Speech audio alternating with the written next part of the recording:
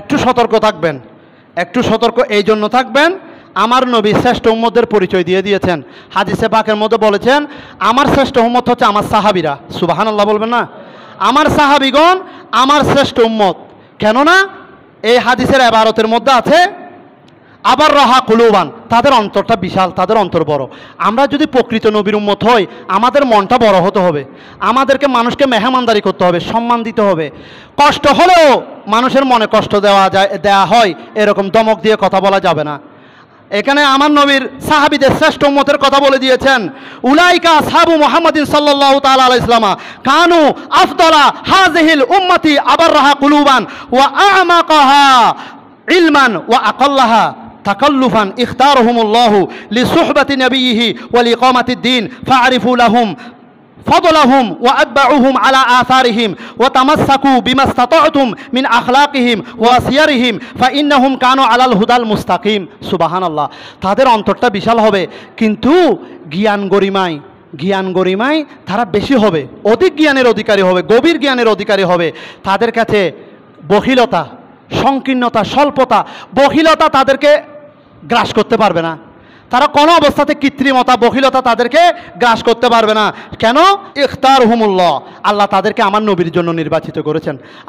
আল্লাহ আমার নবীর জন্য এই সাহাবীদেরকে নির্বাচিত করেছেন এবং আমার নবীর সোহবত পেয়ে, আমার নবীর সাথে থেকে, আমার নবীর সংস্পর্শে থেকে তারা দ্বীন ইসলামকে প্রতিষ্ঠা করেছেন। লিইকামাতিদ্দিন ফাআরিফুহুম ফাদলাহুম আতবাউহুম, আমরা যেন তাদেরকে অনুসরণ করি। ওয়া আসারিহিম ওয়া তামাসসাকু, আমরা তাদের অনুসরণ যতদূর সক্ষমতা রাখি, যতদূর আমাদের তৌফিক আছে, আমাদের যতটুকু সামর্থ্য আছে, আমরা যেন আখলাক চরিত্রটাকে তাদের মতো গঠন করে নেই।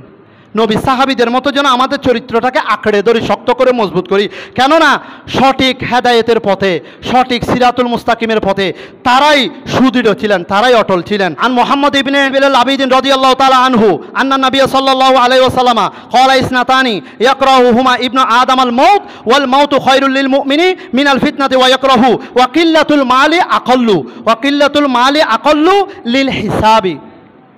জেনে রাখুন হাদিসটা বলছেন আল্লাহর বান্দা রাসূলের উম্মত দুইটা জিনিসকে অপছন্দ করবে। কয়টি জিনিস? একটু উঁচু আওয়াজে বলবেন। আপনাদের ওয়াজগুলি শুধু আপনাদের জন্য নয়, সারা বিশ্বময় সকলের জন্য, নবীর উম্মত সবার জন্য।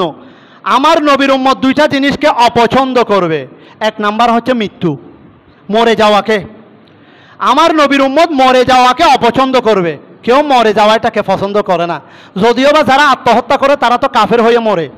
আত্মহত্যাকে প্রশ্রয় দিতে মানা করছে, ডাস্টবিনে দাফন করতে হবে, জানাজা পড়তে মানা করছে। আত্মহত্যা খুবই খারাপ।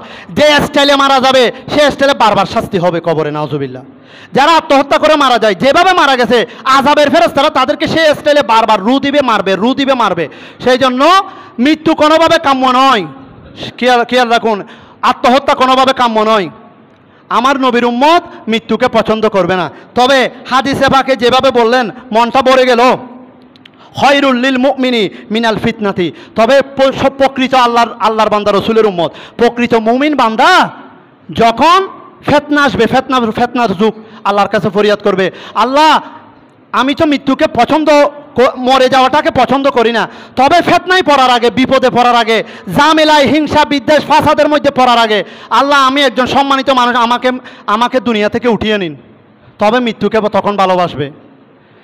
কোনো মুমিন মৃত্যুকে পছন্দ করে না, মরে যাওয়াকে পছন্দ করে না।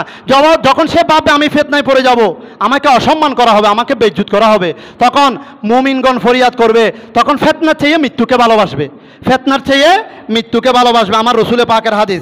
দুই নম্বর মানুষ টাকা পয়সা কম হওয়া, সম্পদ কম হওয়াকে অপছন্দ করে। সবাই চায় সবার কাছে সম্পদ থাকুক, টাকা পয়সা থাকুক।